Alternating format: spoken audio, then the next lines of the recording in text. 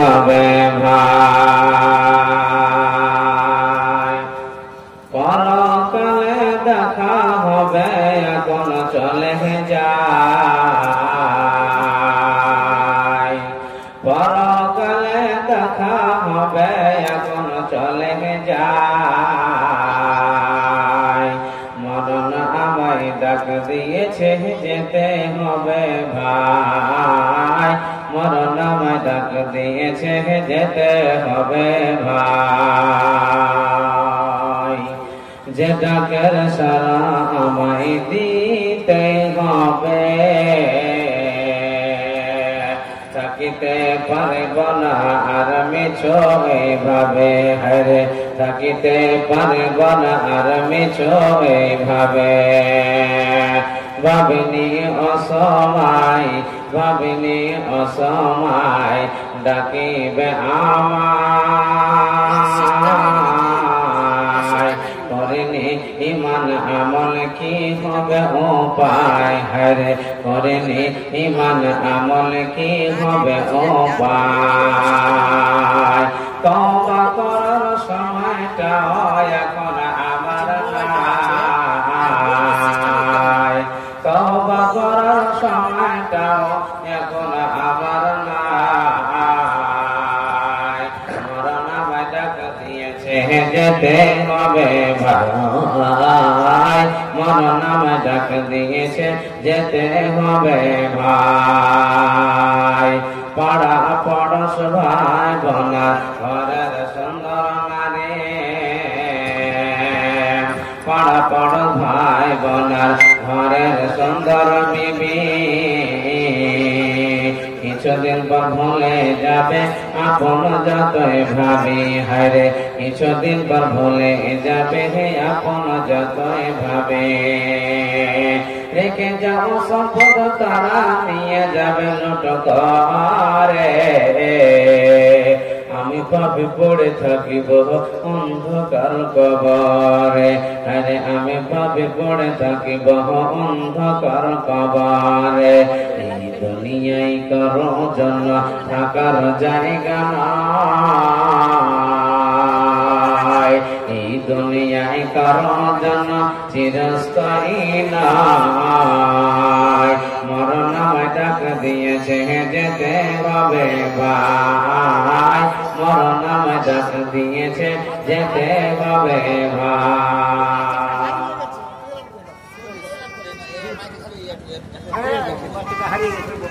দেখতে দেখতে লিয়াছেন চ্যানেল চলে লিয়াছেন, তার বাচ্চা হারিয়েছে, বাচ্চা দেখেন তার হারিয়ে গেছে। যদি খবর থাকে কারোর বাচ্চা হয় অবস্থা নিয়ে আপনারা যাবেন।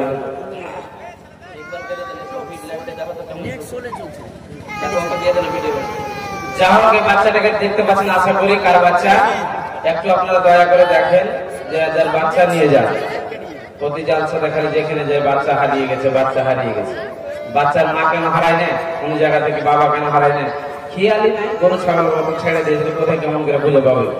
কোন জায়গাটা শুনেছেন যে বাচ্চার মা হারিয়ে গেছে আর বাচ্চার বাবা হারানো, ছেলের কোনো খবর নেই। কতক্ষণ থেকে যে ছেলেকে কাঁদছে ওর মা বাবার খবর নেই। যাই হোক ওদিকে গিয়ে আমি মূল্য সবাইকে কাটাচ্ছি না, যতক্ষণ বয়ান হবে কোরআন এবং সহিহ হাদিস ইনশাআল্লাহ। তবে কোরআন ও হাদিসের কর্ণধার স্টেজে বসে থাকা শ্রদ্ধেয় সভাপতি সাহেব এবং উলামায়ে কিরাম, সামনে বসে থাকা দিন প্রিয় ইসলাম প্রিয় ভাই আব্বাজানেরা, পর্দানাশীন মা এবং বোনেরা, সর্বপ্রথম আল্লাহ পাক মহান রব্বুল আলামিনের প্রশংসা করি, যিনি আমাদেরকে বিশাল একটি জামে মসজিদের প্রোগ্রামে আসার সুযোগ দান করেছেন। তাই মহান মনিবের দরবারে অন্তর থেকে শুকরিয়া আদায় করি। সকলে একবার মহব্বতের সাথে আমার সাথে পড়ুন আলহামদুলিল্লাহ। এবং তিনার পর তাজদারে মদিনা নবী মক্কি নবী মাদানী জনাবে মুহাম্মদ রাসূলুল্লাহ পড়ুন সাল্লাল্লাহু আলাইহি ওয়াসাল্লামের প্রতি কোটি কোটি দরুদ ও সালাম বর্ষিত হোক। আল্লাহুম্মা সাল্লি আলাইহি আল্লাহুম্মা বারিক আলাইহি। আবার বলি একবার ভাইকে আবার একটু ভিতরে আওয়াজ হওয়া চাই, অনেক কম আছে। যা হোক, আল্লাহ তাবারক ওয়া তাআলা বলছেন, পৃথিবীর মানুষ তোমরা শুনে নাও, তোমরা শুনে নাও, পৃথিবীটা বেশি দিন থাকার জায়গা নয়। পৃথিবীটা বেশি দিন থাকার জায়গা নয়, এক না একদিন আপনাকে পৃথিবী থেকে ছেড়ে যেতেই হবে। শিক্ষিত হন, অশিক্ষিত হন, আল্লাহর দোস্ত হন, আল্লাহর দুশমন হন, নামাজি হন, বেনামাজি হন, যে কেউ হোক না কেন, এক না একদিন আমাকে আপনাকে মরতেই হবে এবং কবরে আপনাকে আমাকে যেতেই হবে। আজকে আপনার কেরালায়, কাশ্মীরে, ধুলিয়ান কোন জায়গায় যদি লড়ালড়ি হয়, বিপদ হয়, মারামারি হয়, হানাহানি হয়, কাটাকাটি হয়, ছেলে মাকে ফোন করে, মা এই জায়গাতে আমি আর থাকবো না, এই জায়গাটা আমাকে ভালো লাগে না। মা বলছে, বেটা কেন, কি হয়েছে? বলছে, মা এই জায়গাতে খুব মারামারি হচ্ছে, থাকানো যাবে না। দেখেন, মা আছে বাড়িতে, বেটা আছে কেরালায়, ফোনে কথা হচ্ছে। মা বলছে, বেটা থাকার দরকার নয়, চলে এসো, আমার টাকারও দরকার নয়, বাড়ি এসো। এরকম আপনার ছেলেদেরকে বলেন কি বলেন না? কথা বলেন না? সবাই কথা বলেন। দেখেন কি বায়ান শোনাচ্ছি আজকে আপনাদেরকে। আপনাদের ছেলে যদি বাইরে থাকে, যদি বিপদে থাকে, মা বাবা ফোন করে ডাকে কি ডাকে না? কথা বলেন। জি ডাকে, শুনি। এমন সময় ছেলে চলে আসলো, আস্তে আস্তে রাস্তায় আপনার ছেলে মারা গেল। গ্রামের লোক মাইকে এলান করলো, সময় নির্ধারিত করলো, মূল্য সময়ের মধ্যে 10টার দিকে আপনার ছেলে, আমার ছেলের জানাজা হলো। ছেলেটাকে কবরে রেখে আসলেন। যখন মারা গেল, বাড়িতে মা কাঁদছে, বাবা কাঁদছে, ছেলে কাঁদছে, মেয়ে কাঁদছে, আত্মীয় স্বজন কাঁদছে। বলেন, যখন কবরে রেখে চলে আসলেন, ওই কবরে আর কথা হবে? সবাই কথা বলে। বুঝতে পারছেন না বায়ানটা? বুঝতে পারছেন না? কবরে আপনার সন্তানকে রেখে আসলেন, পরে কথা বললেন, বাটা কোথায় আছিস, কথা বল, কবর থেকে আমার সঙ্গে কথা বল। আপনার ছেলে কথা বলবে? আপনার ছেলে কথা বলবে? কথাই বলছে না। এরা বুঝতে পারছে না নাকি? কথা বলবে না, কোন ডাকে সারা আসবে না। এক পয়েন্ট দিলাম। দ্বিতীয় পয়েন্ট বলেন তো আপনাদেরকে বলি, যখন আপনার ছেলেকে কবরে রেখে আসলেন, পুরুষ হোক, মেয়ে হোক, ছোট হোক, বড় হোক, কবরে কি সারা জীবন লুকিয়ে থেকে যাবেন? কথা বলেন, কবরে কি সারা জীবন থাকা যাবে? জি না, এক না একদিন তোমাকে কবর থেকে উঠিয়ে না হবে। কবরকে বলে আজকে আমাদের ভয় নাই। আজকে শুধু বলছি আইনাল মাল, কখন মাল হবে, কখন ধন হবে, কখন সম্পদ হবে, এগুলো নিয়ে মেতে আছি। কিন্তু আমরা সব সময় গুনাহ করি, একবার কবরকে নিয়ে আমরা ভাবা চিন্তা করছি না। শুনেন আল্লাহ তাবারক ওয়া তাআলা কি বলছেন, আয়াত পরিবর্তন করছে, শুনেন। বিসমিল্লাহির রহমানির রহিম। ওয়া ইজাল কবর বু'তারাত। আল্লাহ বলছেন, হে আমদাবাদ কারখানার লোকেরা, তোমরা শোনো, তোমরা শুনে নাও, একজন কবরের ভিতরে থেকে যাবে, এটা কোনদিন হবে না। এক না একদিন বন্ধরে কবর থেকে উঠিয়ে না হবে। শিক্ষিত হন, শিক্ষিত হন, ছোট হন, বড় হন, পুরুষ হন না কেন, মহিলা হন না কেন, যে হোক না কেন রে, কবরের ভিতরে থাকবে না। এক না একদিন বন্ধরে আমাকে আপনাকে কবর থেকে উঠিয়ে নেওয়া হবে। আপনার যদি আমল ভালো হয়, আপনি যদি মুত্তাকি হন, আপনি যদি পরেশগার হন, আপনি যদি নামাজি হন, তবে আল্লাহর ফেরেশতা আপনার রূহটাকে নিয়ে যাবে আর আপনাকে রূহটাকে ইল্লিনে রেখে দিয়ে আপনার বডিটাকে সুন্দর করে বন্ধুরে আবার কবরে রেখে চলে যাবে।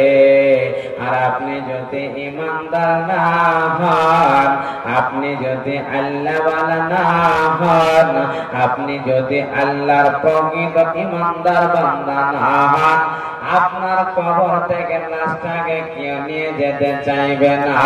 যা হোক আল্লাহর হুকুম হবে, আপনার বডিটাকে নিয়ে যাবে। আসমানের দরজা বলবে, এটা কে রে? না তো এটা হচ্ছে আল্লাহর একজন বেঈমান বান্দা, দুনিয়াকে লুটে খেয়েছে রে, চুরি করেছে রে, বেঈমানি করেছে, শয়তানি করেছে। আপনার লাশটাকে বড় বেইজ্জতের সাথে নিয়ে যাওয়া হবে।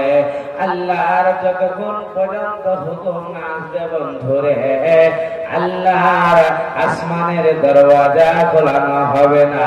যা হোক যখন পারমিশন পেয়ে যাবে, আপনার বডিটাকে, আপনার বডির মধ্য থেকে রূহটাকে নিয়ে সিজ্জিন নামে জায়গাতে রেখে দিয়ে আপনি যে নিজের নজরে আসমান, প্রথম আসমানকে দেখছেন, ওই প্রথম আসমান থেকে বন্ধুরে বড় বেইজ্জতের সাথে আপনার বডিটাকে আপনার কবরে প্রথম আসমান থেকে ফেলে দেওয়া হবে। একবার পড়েন সুবহানাল্লাহ।